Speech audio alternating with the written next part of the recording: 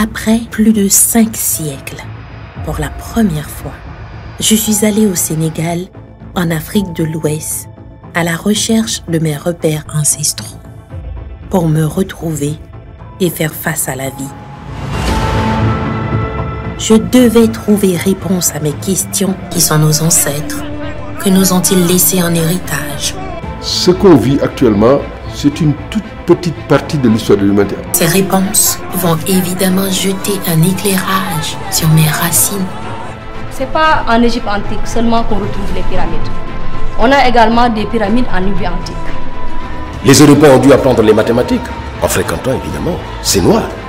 Or, la civilisation égyptienne est l'apanage des négro-africains, Cheikh Anta Diop l'a montré. L'antériorité des civilisations noires, eh bien, pas l'antériorité de l'homme noir. Parce que Napoléon, quand il faisait en 1804 le Code civil, il était allé en Égypte. Il faut que les Africains comprennent leur passé, avant la grande césure de cette traite négrière. Les Grecs n'étaient pas gênés de dire que les premiers hommes sont africains. J'ai découvert que tout un pan de l'histoire des Noirs a été caché de manière volontaire. À partir d'un certain moment, l'Occident a pensé qu'elle était le centre du monde et qu'elle avait pour vocation de civiliser le monde et qu'on ne connaissait rien nulle part. La civilisation africaine, elle est née au Sahara et ça s'est achevé au niveau de la vallée du Nil. Qu'il y a eu des études qui ont été menées pour savoir est-ce que le noir appartient vraiment à la race humaine.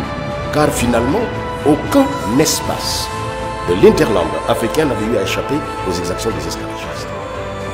Voilà la chasse qui avait été organisée à cette époque. Et malheureusement, ce sont des chasseurs qui ont écrit cette histoire. Je veux que mes enfants apprennent tôt ce que moi j'ai appris tard. Que l'Afrique est le berceau de l'humanité et des civilisations.